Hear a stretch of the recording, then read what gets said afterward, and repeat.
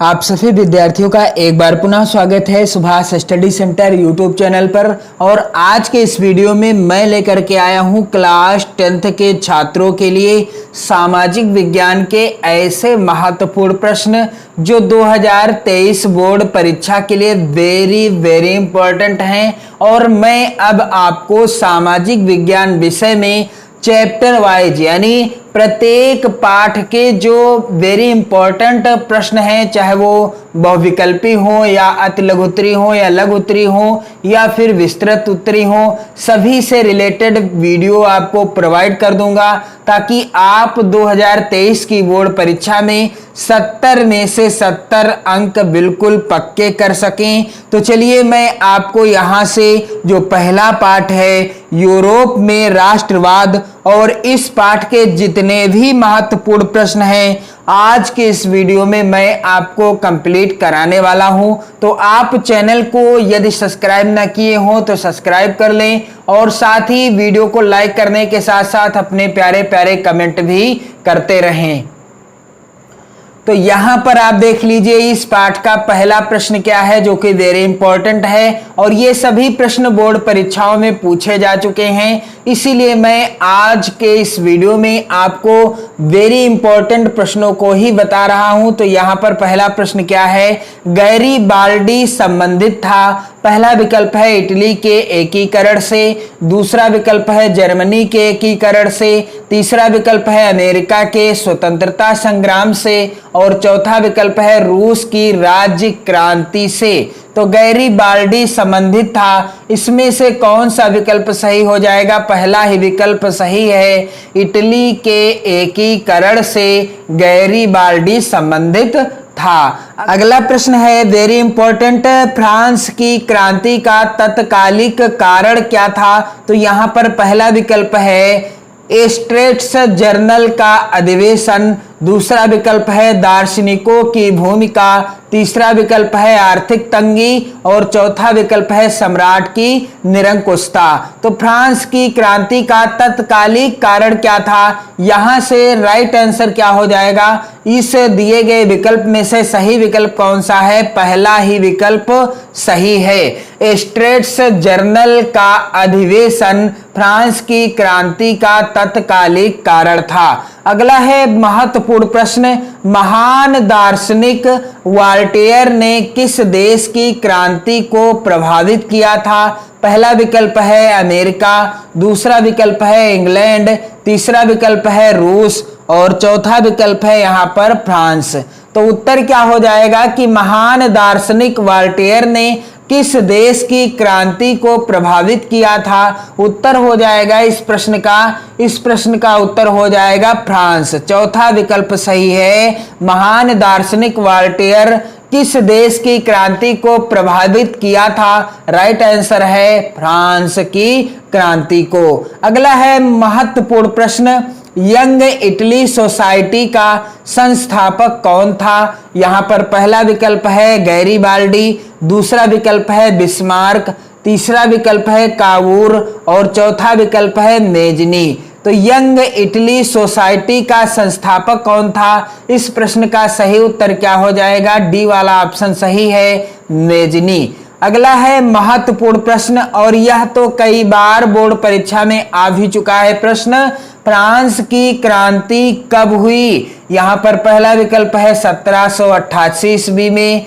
दूसरा विकल्प है 1789 ईस्वी में, तीसरा विकल्प है 1790 ईस्वी में और चौथा विकल्प है 1787 ईस्वी में।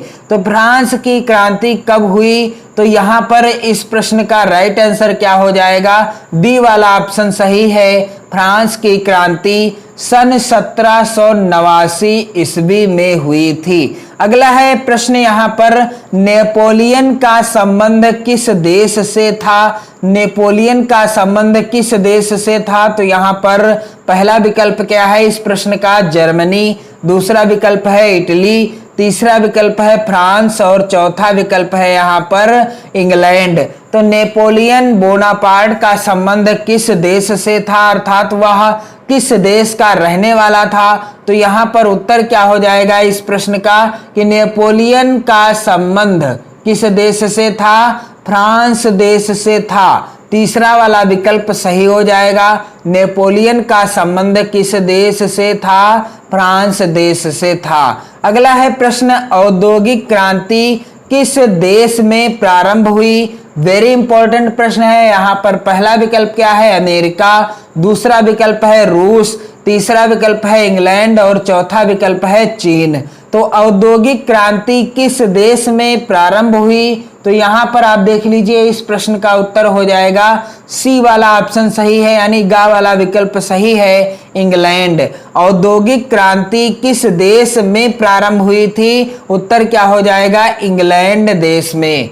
अगला प्रश्न वेरी इंपॉर्टेंट है, जर्मनी के एकीकरण में मुख्य भूमिका किसकी थी? यहाँ पर पहला विकल्प है गैरीबाल्डी, दूसरा विकल्प है ऑटो वान बिस्मार्क, तीसरा विकल्प है नेपोलियन और चौथा विकल्प है इनमें से कोई नहीं। तो जर्मनी के एकीकरण में मुख्य भूमिका निभाने वाला इसमें से कौन सा महान व्यक्ति था? तो यहाँ पर राइट आंसर क्या हो जाएगा कि जर्मनी के एकीकरण में मुख्य भूमिका किसकी थी? उत्तर हो जाएगा ऑटो वान बिस्मार्क, बी वाला विकल्प सही है। अगला है प्रश्न, फ्रांस में गणतंत्र की घोषणा किस वर्ष हुई? पहला विकल्प है 1815 ईस्वी, दूसरा विकल्प है 1830 ईस्वी, तीसरा विकल्प है 1848 ईस्वी और चौथा विकल्प है 1871 ईस्वी। तो फ्रांस में गणतंत्र की घोषणा किस वर्ष हुई? यहाँ पर इस प्रश्न का उत्तर क्या हो जाएगा?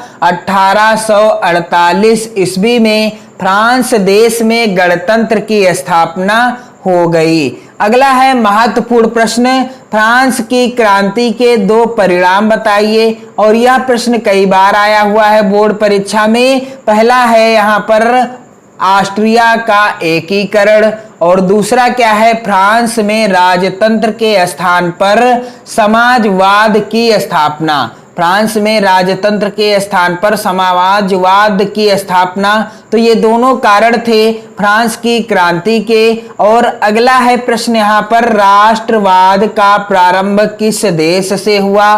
तो यहाँ पर पहला विकल्प है फ्रांस, दूसरा विकल्प है भारत, तीसरा विकल्प है जर्मनी और चौथा विकल्प है इटली। तो राष्ट्रवाद का प्रारंभ किस देश से हुआ? तो यहाँ पर आप देख लीजिए, इस प्रश्न का उत्तर क्या हो जाएगा? फ्रांस।